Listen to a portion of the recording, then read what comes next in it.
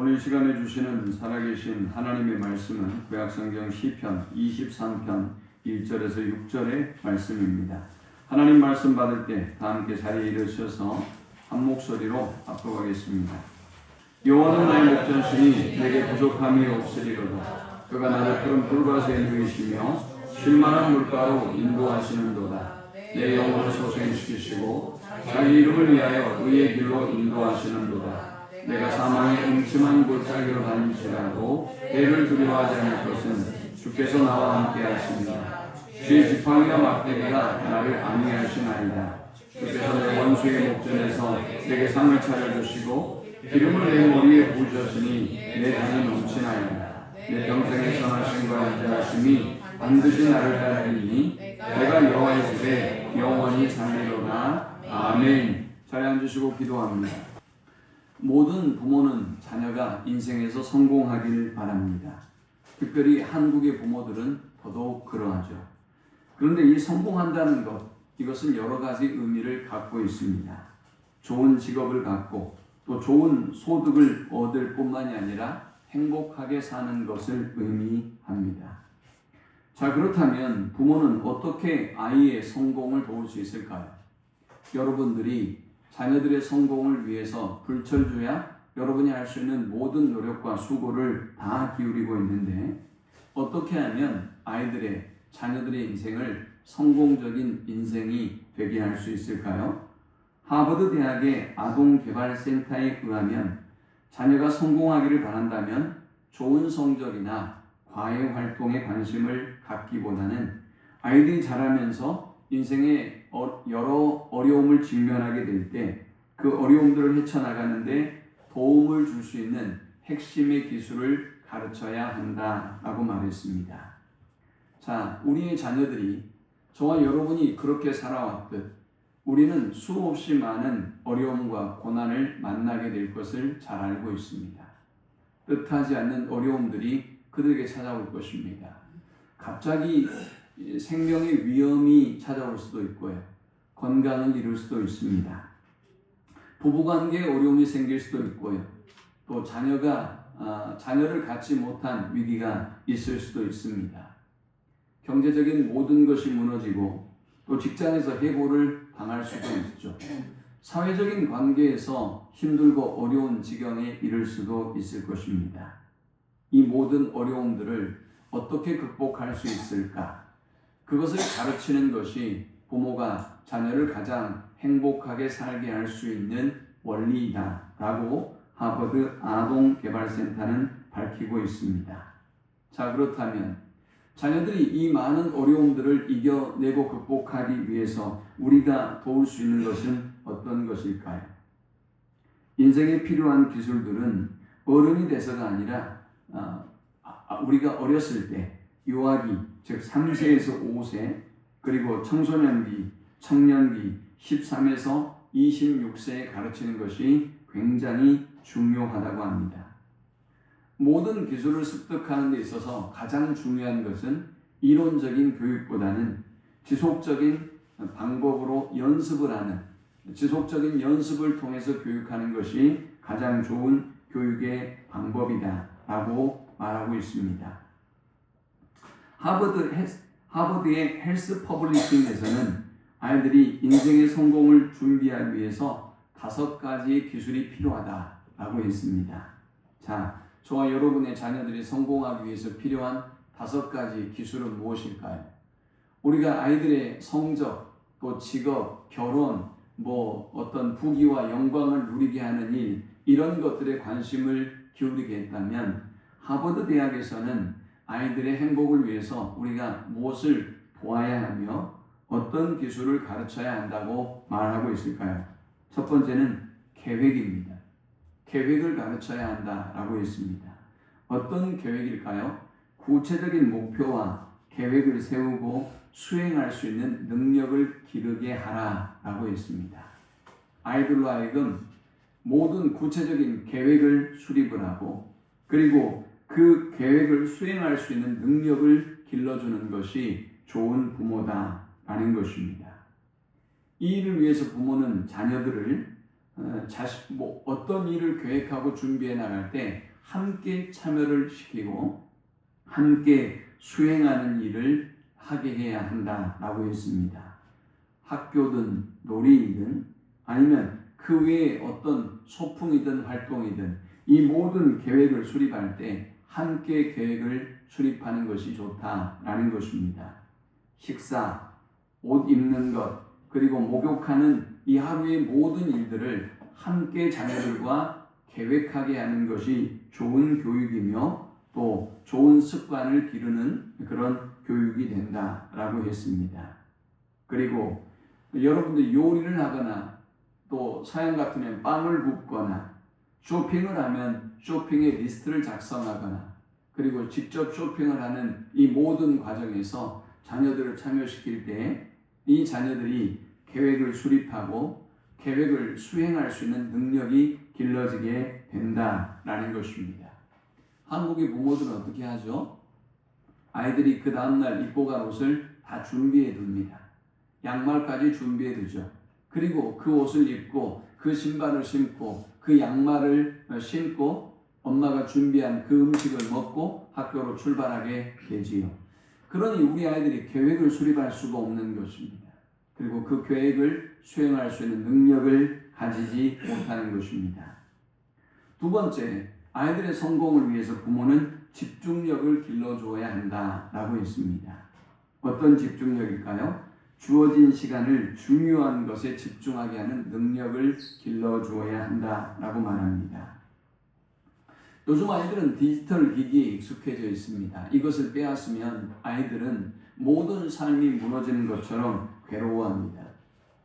그런데 부모들은 이 자녀들을 교육하면서 스크린 타임을 제할 수 있는 그리고 스크린 타임을 멈출 수 있는 그런 훈련을 하게 해야 한다는 것입니다. 처음에는 아이들도 불평하지만 그 일과 멀어지고 그 일을 중단하고 할 수 있는 더 효과적이고 더 재미있는 일들을 개발하고 그것에 집중할 수 있도록 해야 한다라고 했습니다. 무엇을 해줄 수 있을까요? 종이책을 읽게 할 수도 있고요. 또 재미있는 놀이를 할 수도 있을 것입니다. 이렇게 아이들에게 집중력을 길러줄 때 아이들은 앞으로 자신이 해나갈 일들에 자신이 공부하는 그 모든 일에도 집중하게 되는 것입니다. 세 번째는 자제력을 길러야 한다라고 했습니다. 자제력은 무엇일까요?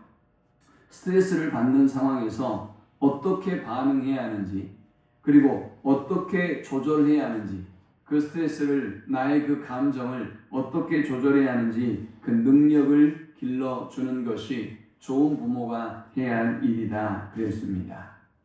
요즘 아이들의 폭력성 보시지요. 요즘 아이들의 고집, 요즘 아이들이 하는 모습들 보면 정말 무섭습니다. 부모들은 아이들을 통제할 수 없는 상황에 이르게 되었습니다.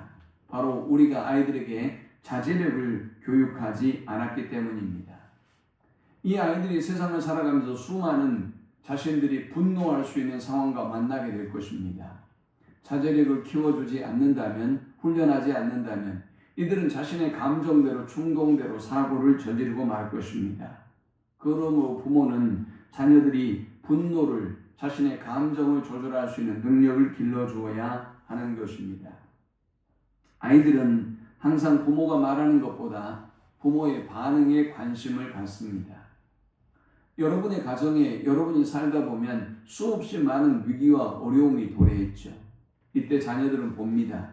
자녀들은 여러분이 지금 경험하고 있는 그 위기와 어려움이 뭔지는 잘 몰라요. 하지만 그 부모의 반응을 보는 것입니다. 뭔가 위험한 일이 생긴 것 같은데, 뭔가 중요한 일이 생긴 것 같은데 우리 부모는 어떻게 반응하나 이것을 보고 그들은 배우는 것입니다. 그들은 그 속에서 자제력을 배우고 기도하는 부모라면 그 위기와 어려움 가운데서 기도해야 된다는 것을 알고 감정을 조절할 줄 아는 부모들 밑에서는 자신의 감정과 분노를 잘 조절하는 아이들이 나올 수밖에 없는 것입니다. 우리가 자녀들이 분노를 조절하지 못할 때 어떻게 하죠? 잠깐 그 자리를 벗어나게 만들거나 아니면 다른 생각을 하게 하거나 아니면 호흡을 크게 하라고 말하죠. 이런 훈련들이 필요하다는 것입니다. 그것을 통해서 아이들은 스스로의 분노와 감정과 짜증과 성질을 조절할 줄 아는 그런 자제력, 능력을 기르게 되고 그들은 사회 속에서 사랑받는 아이들로 성장하게 될 것입니다. 네 번째, 부모는 자녀들에게 바른 인식을 길러야 한다라고 했습니다. 인식이 뭘까요? 주변의 사람들과 상황을 알아차리고 어떻게 적응하고 이해하는가를 가르치는 것입니다. 이 상황을 어떻게 받아들여야 되는지 바른 인식을 심어주는 것이죠. 이 사람과 이 관계와 이 사건을 어떻게 보고 어떻게 반응해야 하는지를 가르쳐 주어야 합니다. 자, 그러기 위해서 우리가 어떻게 해야 될까요? 가령 저와 여러분과 아이들이 산책을 하면서 다양한 장소를 함께 방문합니다. 그리고 그곳에서 듣기도 하고 그곳에서 새로운 것을 관찰하기도 합니다. 때로는 사람들이 무엇을 하고 있는 모습을 살펴보게도 만들고 그들의 생각을 표현하도록 만듭니다. 때로는 그냥 여러분 자신을 위하여 살기만 하면 됐지만 지역의 어려운 분들을 돕는 일에 함께 자녀들과 참여합니다. 이웃들과 함께 참여하고 세계의 어려운 분들을 돕는 일에 함께 동참하는 일을 하게 합니다. 그리고 식사 자리에 이웃들과 함께하는 그런 자리도 갖습니다. 이것들을 통해서 아이들은 바른 인식을 하게 됩니다. 상황에 대한 바른 인식, 주변 사람에 대한 바른 인식을 하게 되는 것입니다. 여러분들 가족끼리 식사를 한다라고 하면 하루 동안에 있었던 가장 좋은 일과 가장 좋지 않았던 일을 표현해 보게 합니다. 이것을 통해서 우리는 자녀들에게 세상을 바라보는 바른 인식을 갖게 할 것입니다. 저는 가끔의 우리나라의 이 정치 현실을 보면서 이 정치 현실의 문제가 아니라 이 정치 현실을 바라보고 여러분이 말하는 그 언어가 중요하다고 생각합니다. 여러분들이 자녀들에게 어떤 증오의 어떤 정죄의 말을 내뱉는가에 따라서 그들은 정치를 보고 사람을 보고 정당을 보고 우리의 미래를 볼 것입니다. 그러므로 여러분 함부로 말을 내뱉지 마십시오. 저는 정치에 관해서 물으면 그런 얘기를 해요. 하나님께 맡기십시오. 하나님이 하실 것입니다. 라고 합니다. 누가 대통령이 된다고 해서 우리나라 사람들이 그분이 잘했다, 그분을 존경한다, 그분이 정말 성공적인 대통령이었다라고 말하는 사람이 별로 없습니다. 다 정죄하고 다 판단하고 다 분노하고 다 미워하죠. 우리의 자녀들에게 바른 인식을 갖게 하는 것, 부모된 저와 여러분의 숙제인 것입니다. 하나님이 주신 사명인 것이지요. 마지막 다섯 번째는 유연성을 기르라 라고 했습니다. 유연성이 뭘까요? 변화하는 상황에 적응하는 능력을 기르라 라는 말입니다. 어떤 사람은 자기가 원칙주의자라고 말합니다. 자기는 이 원칙대로 해야만 한다고 말합니다. 그런데 여러분, 인생이 원칙대로 됩니까? 그리고 여러분의 원칙이 다 바른 것이라고 생각하십니까? 그렇다면 여러분은 신입니다. 여러분은 잘못된 길을 걸어가고 있는 거예요. 저와 여러분의 인생에서 원칙대로 된 것은 아무것도 없었습니다. 사실 계획대로 된 것은 아무것도 없었어요. 여러분들이 어떤 소풍의 계획을 세우고 자녀 교육의 계획을 세우고 여러분의 어떤 가계의 계획을 세워도 그 뜻대로 그 계획대로 되는 것이 하나도 없었습니다. 그러면 우리가 어떻게 살아가야 하는 것일까요? 저와 여러분은 나이를 먹어가면서 유연성을 배웁니다. 청년의 시기까지는 원칙을 강조하다가도 나이를 먹으면 원칙대로 되지 않는다는 것을 너무나 잘 알기 때문에 여러분의 원칙에 대한 과도한 주장보다는 다른 사람들의 의견을 수용할 수 있는 능력이 길러지죠. 하버드 아동개발센터에서는 아이들에게 무엇을 길러야 하는가를 이야기하면서 계획을 세우는 것을 가르치고 길러야 하지만 또 그 계획을 수행하면서 일어날 수 있는 다양한 변화들, 다양한 환경들에 적응할 수 있는 유연성을 기르고 가르쳐야 한다라고 말합니다. 가령 아이들과 함께 휴가의 계획을 세웠다고 해봅시다. 그런데 그 휴가에 대한 계획이 시간대로 여러분의 뜻대로 되어지지 않을 수 있습니다. 그래서 피곤해서 계획을 수행하지 못하고 낮잠을 잘 때도 있죠. 그 또한 귀하게 여기라는 것입니다. 그 또한 행복한 시간으로 만들어줄 때 아이들은 자신이 만나는 수많은 상황들 속에서 유연성을 갖게 되고 그 속에서 진정한 행복을 경험할 수 있게 된다라는 것입니다. 저는 하버드 아동개발센터의 이 5가지의 가르침을 보면서 여러 가지 것들을 생각해 보았습니다. 5월 가정의 달을 맞아서 우리의 믿음의 부모들이 어떤 부모들이 되어야 할까? 우리의 자녀들은 주 안에서 부모를 공경하라고 하는데 우리의 부모를 어떤 관점으로 바라봐야 되며 어떤 자녀들이 되어야 하는 것일까? 부모로서 공경을 받기만 하는 5월이 아니라 우리의 남은 시간 동안 자녀들에게 우리는 어떤 부모가 되어야 할까? 이 시편 23편의 말씀을 보면서 함께 은혜를 나누려고 합니다. 다윗은 오랜 시간 동안 그의 젊음을 사울 왕에게로부터 피난을 당하는 도망해야 되는 도망자의 시간을 보냈습니다. 그의 삶은 늘 불안과 그의 삶은 늘 두려움이 함께 하는 삶이었습니다. 그런 그였기 때문에 오늘 이 시편 23편의 고백이 얼마나 위대한 신앙의 고백인지 우리는 뚜렷이 한 절 한 절을 보며 느낄 수 있습니다. 그는 뭔가 어떤 특별한 일을 바라고 있지 않습니다. 그의 삶 속에 어떤 특별한 기적이 일어난다거나 복권에 당첨되거나 어떤 잭팟이 터진다거나 이런 어떤 행운을 기대하고 있지 않는 것 같습니다. 그의 삶의 일상에서 하나님께 모든 걸 맡기고 하나님의 인도하심을 받는 그 삶의 행복을 위하여 그는 기도하고 있고 그리고 그 삶을 살았던 사람이 바로 다윗이었습니다. 다윗은 자신의 생명, 자신의 의식주, 자신의 안전, 자신의 승리와 영광이 모두 다 하나님께 있음을 알았고 그래서 하나님께 그의 삶을 온전히 맡겨드렸습니다. 다윗은 자신의 험난한 인생의 여정이 온전히 목자 되신 하나님의 손에 있음을 믿었습니다. 그리고 그 하나님의 인도하심을 찬양하며 이렇게 아름다운 시편을 노래하고 있는 것입니다. 본문을 통해서 우리는 어떻게 살아가는 인생이 복 있는 인생이며 행복한 인생인지 그리고 우리가 자녀들에게 가르쳐야 될 그 중요한 사명, 그 교육의 사명은 무엇인지 살펴보려고 합니다. 먼저 첫 번째, 인간의 한계를 인정하고 하나님의 목자 되심을 인정케 하는 부모가 되어야 한다라는 것입니다.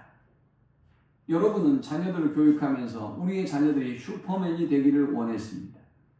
좋은 학교에 가고 공부를 잘하고 돈을 많이 벌고 성공적인 위치에 도달해서 부모들로 하여금 자녀들을 바라볼 때 경제적인 문제로 고민하지 않기를 원했습니다.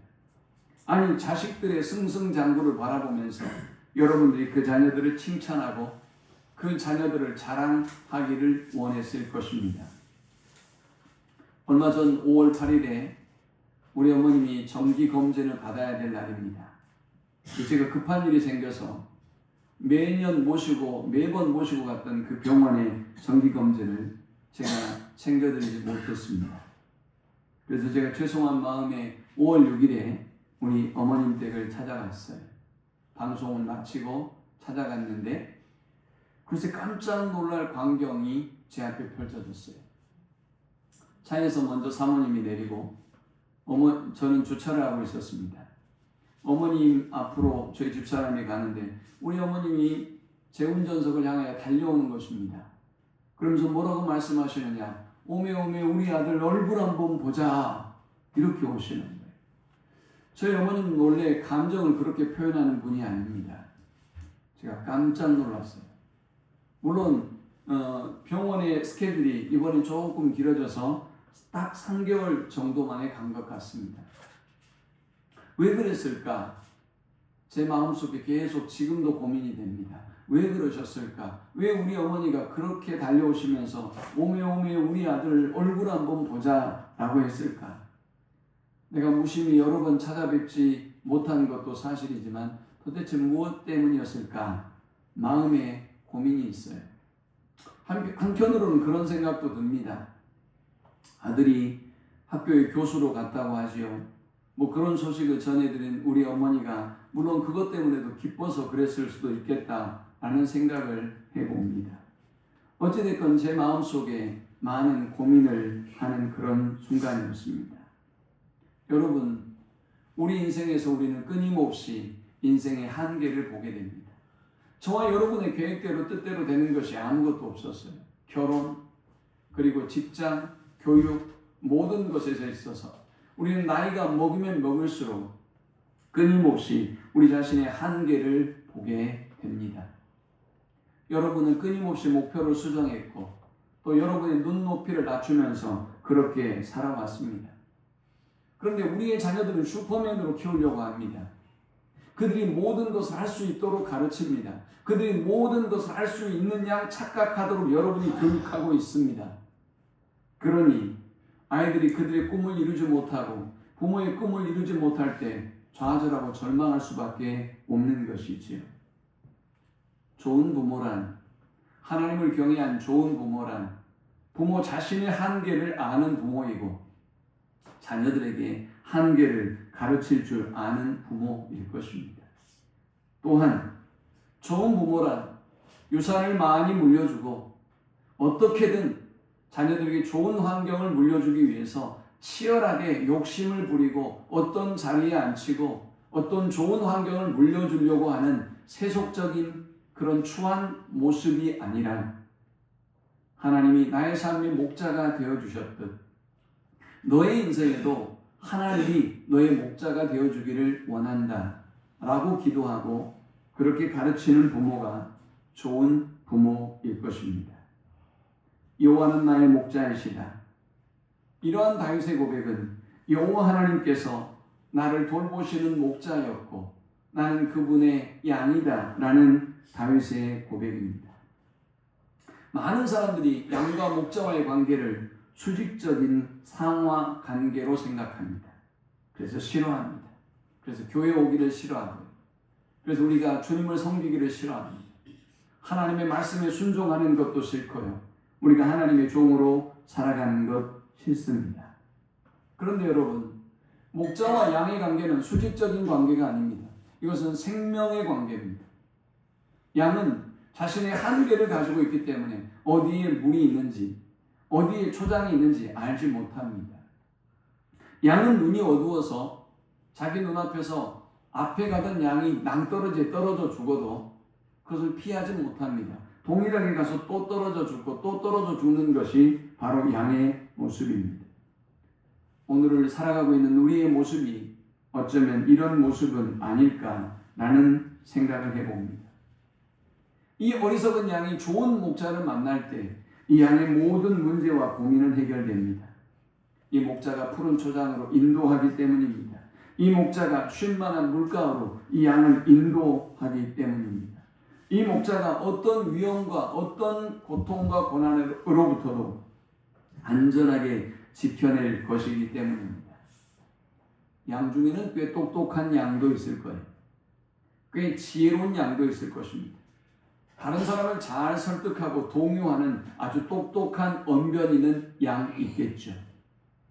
그 양이 목자의 인도하심을 거부하고 스스로 그 양의 무리에서 이탈하면 어떻게 될까요?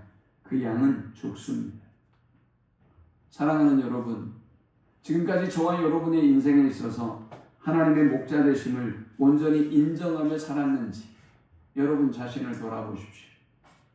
우리들이 자녀들 보기에 하나님의 목자 되심을 인정하는 삶의 모본을 보여주었는지, 그리고 그들의 삶도 나의 인도함이 아니라 하나님의 인도하심 아래 거할 수 있도록 여러분들이 그렇게 좋은 가이드의 역할을 하셨는지 오늘 이 어버이 주일을 통해서 돌아보고, 여러분도 하나님의 인도하심을 받지만 우리의 가정, 우리의 자녀들도 하나님의 목자 되심을 고백하는 그런 가정이 될 수 있기를 축원합니다. 두 번째, 어떤 부모가 좋은 부모일까요? 하나님의 인도하심을 받게 하는 부모입니다. 2절에 보니까 그가 나를 푸른 풀밭에 누이시며 쉴만한 물가로 인도하시는도다. 내 영혼을 소생시키시고 자기 이름을 위하여 의의 길로 인도하시는도다. 내가 사망의 음침한 골짜기로 다닐지라도 해를 두려워하지 않을 것은 주께서 나와 함께 하십니다. 주의 지팡이와 막대기가 나를 안위하시나이다 라고 했습니다. 왜 우리가 하나님의 인도하심을 받아야 할까요? 하나님은 우리를 푸른 초장과 쉴만한 물가로 인도하시기 때문입니다. 하나님은 푸른 초장과 쉴만한 물가로 인도하셔서 우리의 육을 건강하게 하시고 우리의 육을 살찌워 주십니다. 여러분의 먹을 것, 입을 것, 마실 것 모든 것을 책임져 주십니다. 그런데 하나님의 인도하심의 은혜는 여기에서 멈추지 않습니다. 하나님의 인도하심의 은혜는 여러분의 영혼을 소생시키는 은혜를 우리에게 베풀어 줍니다. 영혼을 소생시킨다라는 이 말의 의미가 뭘까요? 이 소생이라는 말의 의미는 새로운 생명의 기운을 받는다라는 의미입니다. 저와 여러분은 주님을 우리의 목자로 삼고 주님의 인도하심을 받으면서 주님께서 우리에게 살 소망을 주시고 생명의 기운을 주심을 누리게 되는 것입니다. 저와 여러분의 인생에도 수많은 위기와 어려움이 있었듯 여러분의 자녀들에게도 수많은 위기와 어려움이 찾아올 것입니다. 좋은 일만 있으면 좋겠지만 죽음 같은 고통과 어려움이 그들에게 찾아옵니다. 건강에 이상이 있을 수도 있고 가정에 자녀의 문제가 있을 수도 있고 우리가 전혀 예상하지 못하는 숨막히는 고난이 그들에게 찾아올 것입니다. 그런데 저와 여러분이 육적인 조건만 좋은 조건을 끊임없이 공급하려고 노력했고 만일 목자 되신 하나님의 인도함을 받는 자녀로 그들을 교육해내지 못했다면 그들은 그 고난과 어려움을 이겨내지 못할 것입니다. 그 고난과 어려움이 그 가정을 삼킬 것이고 우리의 자녀들의 인생을 삼켜버리게 될 것입니다. 우리는 성공한 기업가들이 어려움을 이겨내지 못하고 극단적인 선택을 하는 수없이 많은 경우들을 봅니다. 정치인들이 그 위기를 극복하지 못하고 자기 생을 포기하는 모습을 수없이 봅니다. 성공한 연예인들이 그 인생의 위기와 어려움을 이겨내지 못하고 잘못된 선택을 하는 경우를 우리는 수없이 보고 있습니다. 저와 여러분의 자녀들에게도 이런 어려움과 고난은 반드시 있을 것입니다. 꽃길만 걷게 할 수가 없습니다. 그런데 저와 여러분의 목자이신 하나님께서 우리 아이들의 목자가 되어주시고 그들의 삶을 인도해 주신다면 하나님은 그들에게 새로운 은혜를 날마다 더하여 주십니다. 그 고난을 이길 수 있는 힘을 그들에게 주십니다. 살 소망을 주시고 또 산 소망을 그들에게 주셔서 그 고난과 어려움을 너끈히 이길 수 있는 은혜를 베풀어 주시는 것입니다. 다윗은 3번이나 기름 부음을 받았고 왕이 될 것이라고 믿었습니다. 그러나 그는 수없이 많은 오해와 그리고 수없이 많은 거짓들이 수없이 많은 대적들이 일어나서 그리고 많은 배신의 아픔과 고통 속에서 다윗은 많은 시간을 보내야만 했습니다.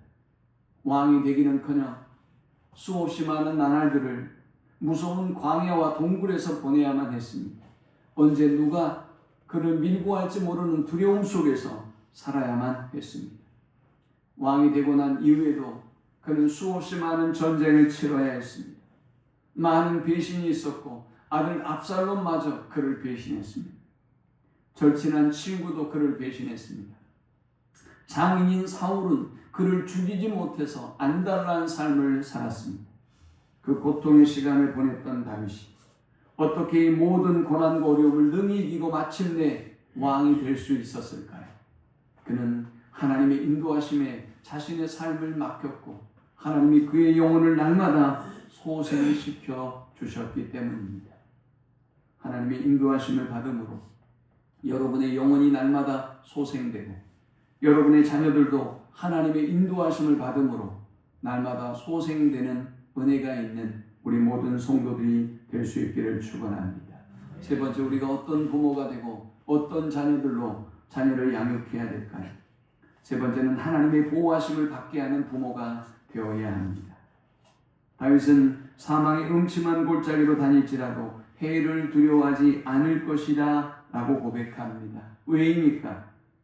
주의 지팡이와 막대기가 자신을 매 순간 안위해 주고 있기 때문이다 라고 고백합니다. 지팡이는 양떼를 인도하는 도구입니다. 이 지팡이는 양들을 우리 안으로 몰아넣거나 그리고 그들에게 이 길로 가거라 라고 지시할 때 사용하는 그런 용도로 사용됩니다. 하지만 늑대나 맹수가 달려들 때 이 지팡이는 막대기가 됩니다. 이 약물이를 온전하게 지켜낼 수 있는 막대기 무기가 되는 것입니다. 다윗은 친히 자신이 목자가 되어서 어린 시절에 목동으로서의 삶을 살았기 때문에 양을 자신이 지켜냈습니다. 그리고 자신의 삶을 동일하게 목자 되신 하나님께서 안전하게 지팡이와 막대기로 지켜주심을 경험하고 있는 것입니다. 그리고 노년에 오늘 우리의 삶이 이렇게 하나님의 보호하심 아래, 하나님의 인도하심 아래 있어야 된다고 이 시편을 통해서 우리에게 교훈하고 있습니다. 저와 여러분의 자녀들이 좋은 길로만 가면 얼마나 좋겠습니까?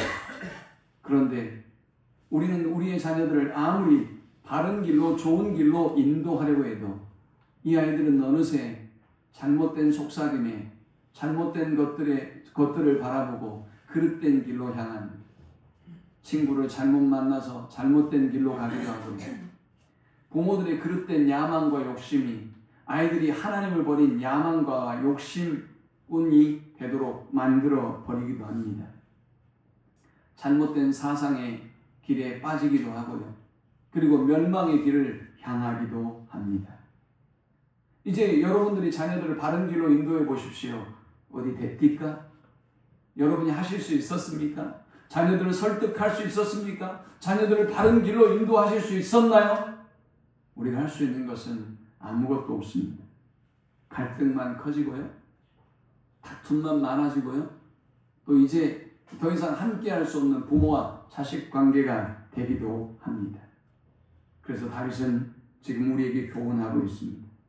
어떤 상황, 어떤 처지, 어떤 형편에 도달하더라도 너희를 사망의 음침한 골짜기에서 보호하신 분이 하나님이었던 것처럼 너희의 자녀들도 너희가 보호하고 너희가 지키는 것이 아니라 그 사망의 음침한 골짜기에서 주의 지팡이와 막대기가 인도하고 보호했던 것처럼 너희의 자녀들을 인도하고 보호하게 하라라는 것입니다. 이 5월 가정의 달, 여러분들이 자녀들에게 무엇을 선물하고 싶으십니까? 여러분은 어떤 부모로 자녀들의 마음속에 남고 싶습니까? 주님의 지팡이와 주님의 막대기로 날마다 주님의 보호 아래 살아감을 늘 간증하는 부모가 되시고, 우리의 자녀들의 인생을 주님의 지팡이와 막대기에 맡기는 우리 모든 부모들이 될 수 있기를 축원합니다. 마지막 네 번째, 우리가 어떤 부모가 되어야 하며 어떤 자녀들이 되도록 교육해야 할까요? 네 번째는 영광과 승리를 주님께 맡기는 부모가 되어야 한다라는 것입니다. 여러분들이 영광을 정하지 마십시오. 여러분들의 승리를 정하지 마십시오. 여기에 도달하게 해야 한다, 여기에 너네는 도달해야 된다라고 여러분들의 승리를 정하고 영광을 정하고 그 길을 위하여 달려가게 하지 마십시오. 특별히 사랑하는 여러분이 적어도 믿음의 부모라면 저 세상적인 승리와 저 세상적인 영광을 바라보게 하지 마십시오. 그것이 헛된 것이라는 것은 여러분의 불행한 인생 속에서 너무나 잘 알고 있지 않습니까? 도달하지도 못했을 뿐만 아니라 여러분도 도달하지 못했잖아요. 아니, 도달하셔도 지켜낼 수 없는 것이기 때문에 여러분이 지금 불안한 것이지요. 아니, 도달하고 지켜내는 것 같아도 여러분이 여전히 지금 불안과 두려움과 염려 속에 떨고 있다면 어찌 여러분의 인생이 성공적인 인생이라고 할 수 있겠습니까? 조금 부자가 되실지는 모르겠지만, 조금 전 믿지 않는 사람들이 여러분에게 박수와 지지를 보낼지 모르겠지만, 하나님이 보시기에 믿음의 권속들이 바라보기에 여러분의 인생은 실패한 인생일 것입니다. 다윗은 이렇게 고백합니다. 주께서 내 원수의 목전에서 내게 상을 차려주시고 기름을 내 머리에 부으셨으니 내 잔이 넘치나이다. 내 평생의 선하심과 인자하심이 반드시 나를 따르리니 내가 여호와의 집에 영원히 살리로다 했습니다. 다윗은 그가 목자 되신 하나님을 통하여 누리게 된 최고의 축복을 이 마지막 절에서 노래하고 있습니다. 주님이 원수의 목전에서 내게 상을 차려주셨다라고 말합니다. 여기 상은 보상을 말하는 것이 아닙니다. 식탁입니다. 밥상을 말합니다. 기름을 머리에 발랐다라고 말씀하시는데, 이 기름을 머리에 바르는 것은 주인이 특별히 귀중한 손님에게 베풀어주는 당시의 환대, 호의와 환대의 표현이었습니다. 그러니까 이 말씀이 어떤 말씀입니까? 많은 대적들이 있었고 많은 위협이 있었지만 하나님께서 다윗을 특별히 선대하시고 후대하셔서 결국 그 대적들의 목전에서 왕이 되게 하시는 축복과 은혜를 누리게 하셨다라는 고백입니다. 여기서 우리가 생각할 수 있는 더 큰 은혜가 무엇입니까? 원수의 목전에서 하나님께서 상을 차려주신 것입니다. 원수는 다윗을 해할 수 없어요. 원수는 왕인 다윗을 공격할 수도, 그 왕의 자리를 빼앗을 수도 없는 것입니다. 그들은 오히려 부러워할 뿐입니다. 오히려 그들은 실패한 그들의 인생을 자책할 뿐입니다. 그러므로 사랑하는 여러분, 우리의 자녀들이 하나님의 높여주심을, 하나님의 승리케 하심을 경험하게 하십시오. 지금 높은 자리에 도달했다고 할지라도 저 세상적인 야망과 욕심의 꼭지를 그들이 움켜쥐고 있다 할지라도 잘못된 길이고 잘못된 인생이면 그들의 인생은 실패한 인생입니다. 하나님이 인정해 주지 않는다면 그들의 그 두툼한 봉투는 오히려 지옥으로 향하는 티켓이 될 것입니다. 오히려 그 높은 자리는 그들의 인생을 더 비참하고 더 고뇌하게 만드는 자리가 될 것입니다. 그러나 하나님께서 높여주는 인생은 그렇지 않습니다. 하나님이 기름을 부어주시고 원수의 목전에서 여러분을 바라보며 하나님을 찬양하며 경배하게 할 것입니다. 저는 꿈꾸고 생각해 봅니다. 비록 저 세상의 사람들에게 십자가가 우스워 보이고 이 믿음이 우스워 보이고 예배가 기도가 그들에게 우스워 보여서 무시하고 저주하지만 바울의 고백처럼 이 십자가의 능력이 구원을 얻는 우리에게는 하나님의 능력이 됩니다. 하나님이 저와 여러분을 높여주시면 우리는 지금 우리를 비웃고 있는 저 세상의 사람들, 그들이 차지하고 있는 위치와 그들의 물질과 풍요로 우리를 우습게 보는 그들의 목전에서 하나님이 저와 여러분을 높여주실 것입니다. 저는 우리 모든 성도들이 이런 복을 누릴 수 있기를 축원합니다. 저는 우리 모든 성도들의 자녀들이 믿음 안에 굳게 서서 하나님의 높여주심을 누릴 수 있기를 간절히 축원합니다. 다윗은 끝으로 이런 고백을 합니다. 내 평생에 선하심과 인도하심이 반드시 따르리니 내가 여호와의 집에 영원히 살리로다. 다윗은 하나님이 목자가 되어주실 때 누리는 복을 이렇게 노래합니다. 나의 평생에 하나님은 나를 선하게 대하셨고 하나님은 나를 인자하심으로 대하셨다. 사랑으로 대하셨다. 그래서 하나님이 나를 이렇게 높이셨다. 그 하나님은 나의 평생에 나의 남은 수완까지 선하게 나를 대하실 것이고 또 나를 사랑으로 대하여 주실 것이다. 그러므로 나는 여호와의 집에 영원히 살리리라. 여호와의 집은 성전을 의미합니다. 여호와의 집은 하나님 안을 의미합니다. 다윗은 자신이 이렇게 하나님의 높여주심을 누릴 수 있었던 중요한 이유가 자신이 하나님 안에 거하고 하나님의 집에 거하고 예배의 자리에 거하고 하나님 안에 거하는 것 때문에 하나님이 자신을 이토록 선대해 주셨음을 고백하고 있는 것입니다. 사랑하는 여러분, 우리가 하나님의 집에 거할 때 하나님이 우리의 목자가 되어주시고 하나님 우리에게 승리를 주시고 하나님 우리에게 영광을 주실 것입니다. 또 하나님 안에 거할 때 하나님의 품에 거할 때 하나님의 선하심과 인자하심이 항상 우리를 따르게 될 것입니다. 어떤 야망과 욕심을 물려주려고 하지 말고 하나님 안에 거하는 하나님의 집 안에 거하는 믿음을 물려줘서 우리의 자녀들의 평생에 하나님의 선하심과 인자하심이 함께하는 복을 누리는 우리 모든 성도들이 되시기를 축원합니다. 우리 함께 기도합시다.